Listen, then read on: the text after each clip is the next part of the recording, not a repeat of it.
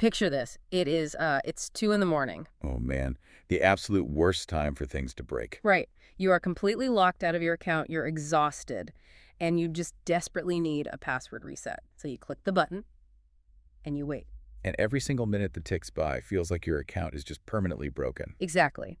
But behind the scenes, your urgent reset email isn't lost. It's actually trapped in a massive queue sitting directly behind a batch of 2 million weekly marketing digests. Which is an absolute nightmare scenario for any platform. I mean, when you mix those streams, you're basically signaling to the user that their account security is exactly as important as a promotional coupon. It's a total failure of system design. And that is why, in today's deep dive, we are tackling Chapter 8 of the System Design for Backend Engineers series. We're talking about designing a notification system. Yeah, and the core thesis here, the thing you really need to keep in mind, is that a notification system is not just a dumb pipe for sending baits to a provider. Right. If you just need to send an email, you call an API. That's easy. Exactly. The actual system design challenge is building a decision system. It's deciding what deserves to be sent, how urgently it needs to go out, through which channel, and crucially, when silence is the correct result. Because user attention is your most scarce resource. Every single time you interrupt the user, you're spending their trust. Spot on. And that means we need to explicitly draw a boundary between notifications and chat. We covered chat systems back in Chapter 7, right? Chat is live, two-way communication between active users. Yeah, whereas notifications are interruptions. Precisely. They tap you on the shoulder when you're not looking. So to set the stage for you listening, I want to quickly preview the full architectural map you're going to build today. Just visualize these major regions in your head. First, you have the intent intake, then the policy gate. Next is the template renderer, followed by priority lanes, channel workers, external providers, and finally, the send ledger. We're going to unpack this map piece by piece, and we promise we will return to this exact diagram at the end once all these pieces actually make sense together. Let's start at the very beginning of the pipeline, which is intent ingestion. We need a strict boundary between product services and the delivery platform, right? Yeah, absolutely. Yeah. Your login service should know how to talk to APNS for Apple or FCM for Android or your email provider. It just shouldn't care. It's not its job. Right. Instead, it emits what we call a notification intent.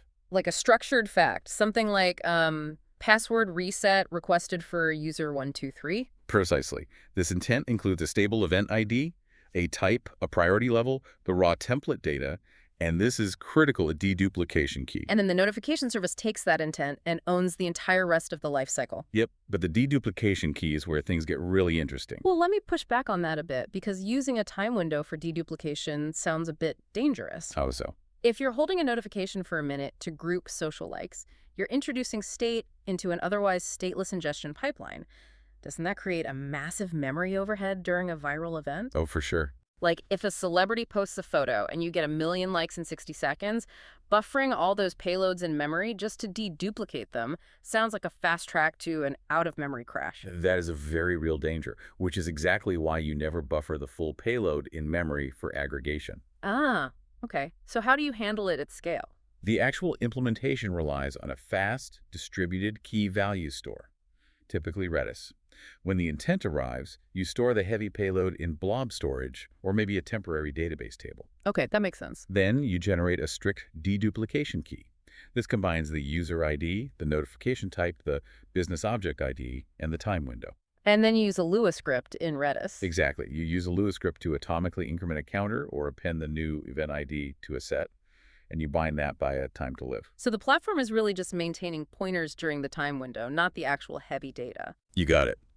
When the window closes, a separate worker gathers the pointers, fetches the payloads from storage, and collapses them into a single aggregate intent, like user 123, 10,000 people liked your post. That's a much better user experience anyway. Yeah, and this idempotency model is non-negotiable. In distributed systems, producers are going to retry. Message queues will redeliver. Workers will crash. Right. Without a strict idempotency boundary, normal system failures turn into duplicate spam. You click reset once, the worker crashes twice, you get 3 emails, it completely ruins trust. Okay, so the platform safely ingests the intent, it's deduplicated. The immediate next step in our map is the policy gate. Right. This is where we decide if the message should actually go anywhere at all. But wait, if every single intent has to join against a user preference table to check quiet hours or opt-outs, you've just created the biggest single point of failure in your architecture. Oh yeah, a huge bottleneck. How do you scale that without the database melting down? You decouple the read path from the write path.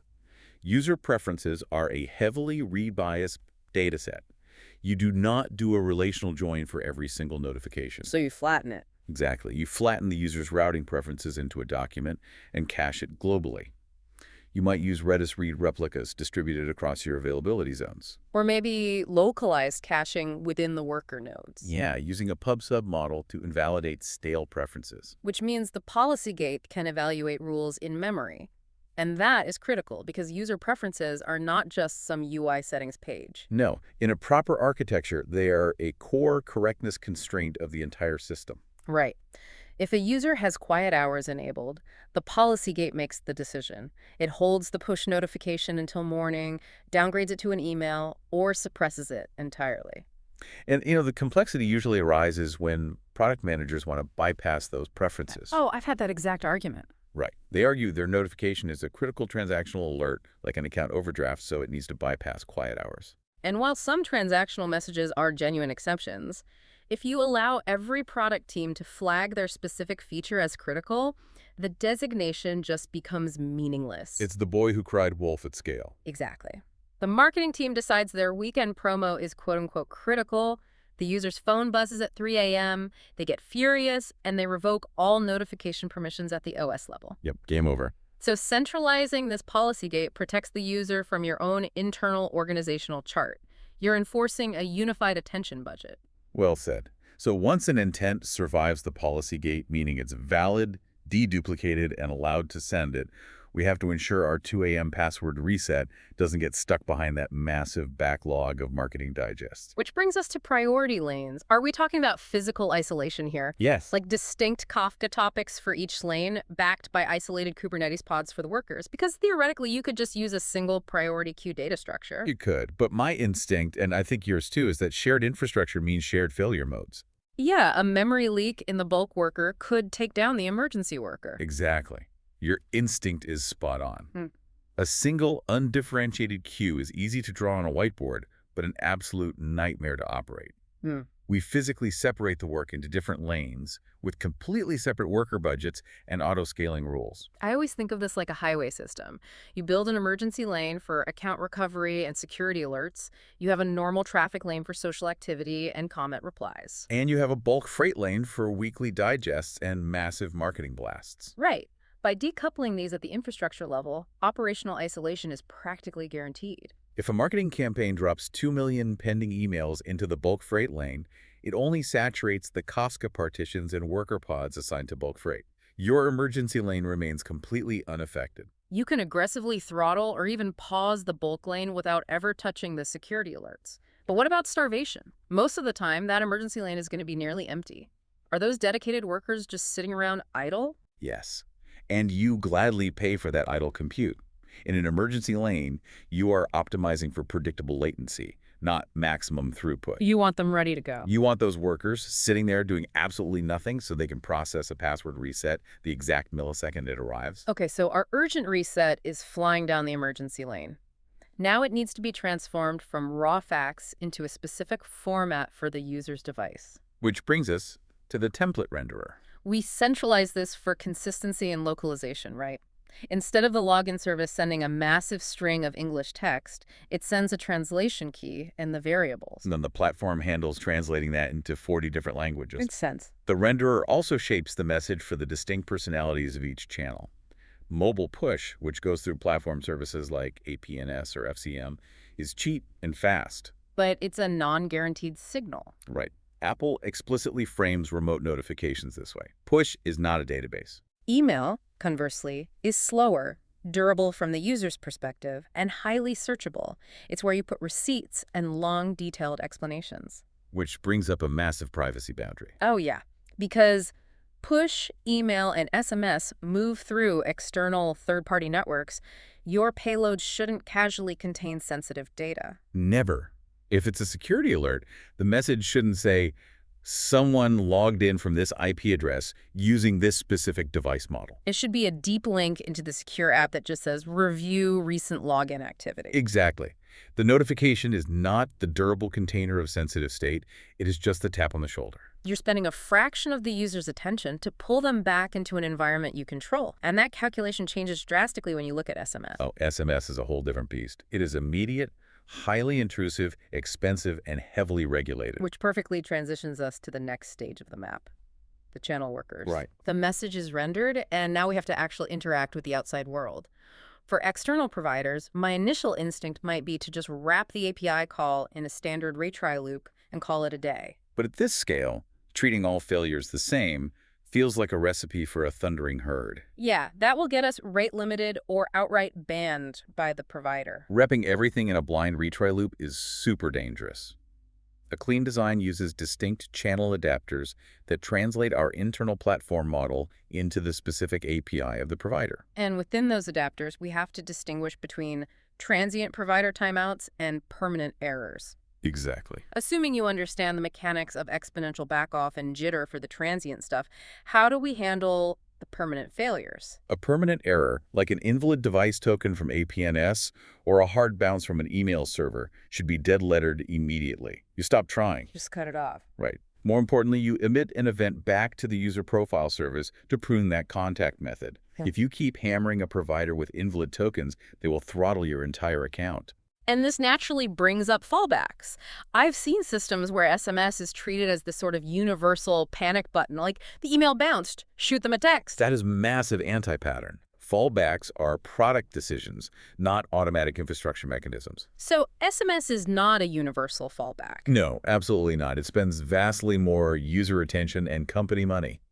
Escaping to a higher friction channel should only be reserved for urgent, high-value flows. Like account recovery or two-factor authentication. Right. Sending a weekly product digest via SMS just because an email bounced is a great way to lose a user forever. So how do we track all of this? How do we definitively know if we actually sent the password reset, or if it failed, or if it was suppressed by quiet hours? This is where the send ledger comes in. The best mental model for the send ledger is like a package tracking record for your asynchronous pipeline. That's a perfect analogy. It records the state transitions: pending, sending, accepted by carrier, failed, suppressed, or dead-lettered. But building this ledger introduces a massive synchronization challenge, doesn't it?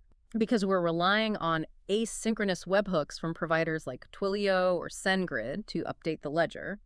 And network routing means those webhooks can arrive completely out of order. Yep. What happens if the delivered webhook from a provider arrives at our ledger before the send webhook? Well, if you just naively update the database with whatever webhook arrives, your ledger ends up in an impossible state. Right. The send ledger has to be designed as a strict state machine. You define valid state transitions.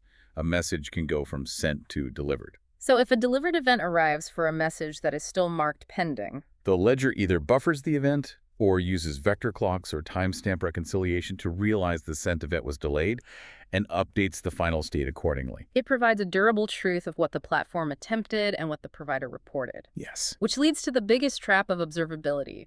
Just because the ledger says a payload was accepted by a carrier or delivered to a device, that does not mean the human actually opened the notification or read the text. Exactly. It just proves what our infrastructure accomplished. Yeah. Accepted by APNS is not displayed to the user. Your support and operations teams need to clearly understand that boundary. The ledger stops arguments during an incident by providing factual, queryable history, but it cannot measure human perception. We have covered a massive amount of architectural ground today. As promised in the first 60 seconds, I want to bring you back to that full architecture diagram. We can finally see how it all connects. Let's walk the map one last time. Okay, take us through it. It starts with product services emitting structured notification intents. Those intents hit the policy gate, which enforces your scarce attention limits and user preferences from a distributed cache. Right. Then, the template renderer safely creates the channel-specific content, maintaining privacy boundaries. From there, the work flows into isolated priority lanes, ensuring your emergency traffic is completely protected from your bulk freight. Like the highway lanes. Yep.